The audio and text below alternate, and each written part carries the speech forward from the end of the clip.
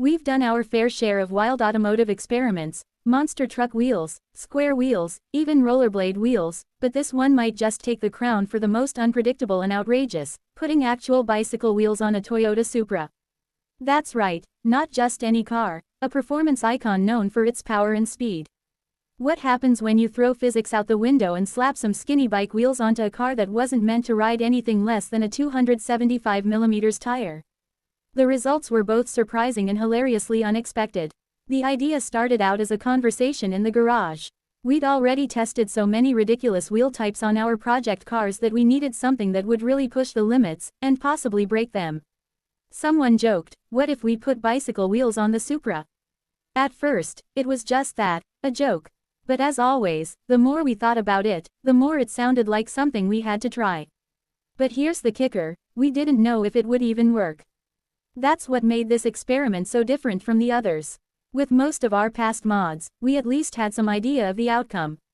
Square wheels, shaky ride, rubber tracks, slow but stable, but bike wheels, we had absolutely no clue if the car would even stand still on them, let alone roll forward. So, we started researching. Regular bike wheels obviously wouldn't cut it under the weight of a full-size car, let alone a performance car like the Supra. Your average road bike rim would probably fold under the weight in seconds. So we looked into stronger alternatives. We ended up sourcing two types of wheels. Basic steel-rimmed bicycle wheels, these are your standard, single-wall wheels you'd find on a generic city bike. Cheap, lightweight, and not built for much abuse. Heavy-duty double-wall alloy BMX wheels, these are what trick riders use when launching 10 feet into the air and landing hard on concrete. Still nowhere near the strength of a car rim, but better than your typical bike wheel.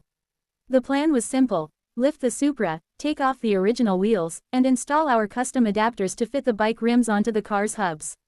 We 3D printed some of the mounting hardware and reinforced it with steel plates where necessary, knowing full well that safety was the biggest concern. All of this, of course, was done on a private road, with all safety precautions taken. Don't ever try this on public streets. We started with the steel-rimmed wheels. Right off the bat, it was clear these were not going to hold up. The second we lowered the car onto them, you could hear the strain in the spokes. One of the front rims bent just from the weight of the engine sitting on it. We didn't even attempt to drive it, just standing still was enough to cause damage. That confirmed our suspicions. Thin, cheap wheels were a no-go. Next up, the double-wall BMX wheels. Now this was the real test. These wheels are known to be ridiculously tough, for bicycles, that is. The car came down onto them surprisingly well. No snapping spokes, no dramatic bending. They actually held up. Not only that, they even looked kind of cool in a bizarre, stunt car sort of way. It was like a Hot Wheels car come to life. So, we went ahead and tried to roll it. First in neutral, pushing gently to see if the bearings and the wheel mounting could handle even basic motion. To our surprise, the car rolled forward smoothly. No obvious grinding, no collapsing, and no exploding tires. Then we got a little more confident and fired up the engine. No revving, no launches, we kept it at walking pace. The tires wobbled like crazy, the entire suspension looked like it was protesting every inch of movement, but the Supra actually drove on bike wheels. Let that sink in. A rear-wheel drive sports car on 4 BMX wheels actually moved under its own power. The handling was, as expected, atrocious. There was zero grip, the ride height looked like a slammed lowrider from a sci-fi cartoon, and the steering was twitchy at best. Any sudden movement or bump in the road would have spelled disaster.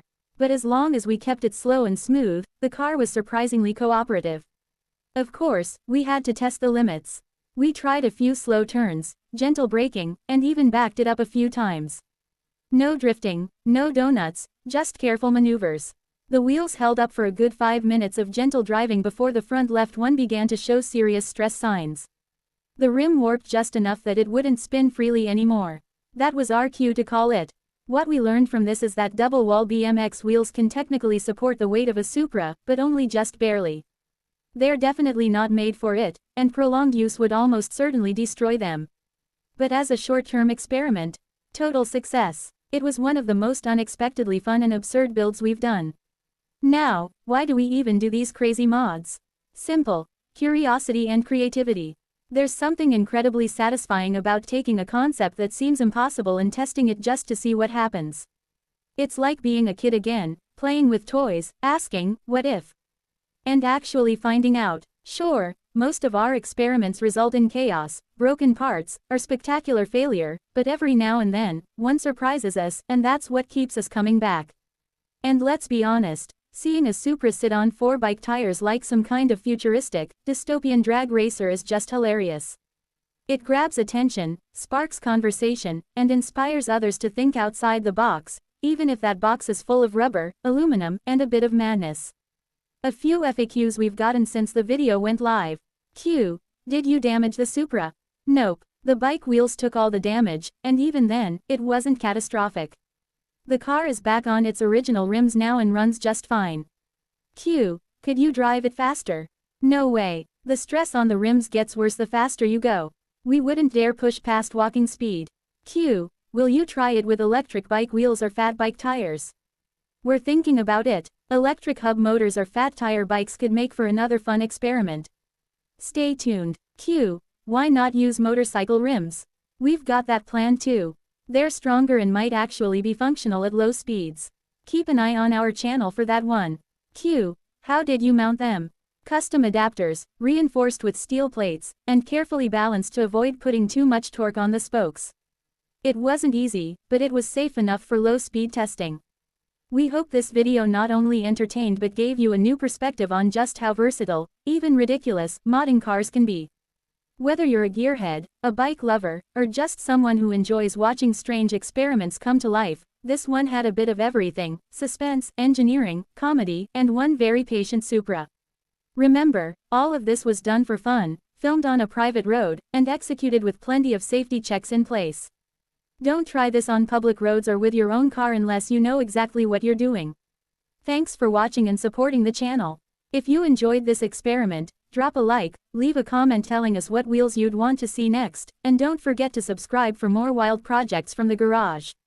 Music used in the video includes Good Starts by Jingle Punks, Go Down Swinging by NEFEX, Noise Attack by Kevin MacLeod, licensed under Creative Commons Attribution 3.0 license. Hashtag Supercut, hashtag experiments, hashtag bike wheels Supra, hashtag crazy mods, hashtag CARVS physics, hashtag don't try this at home.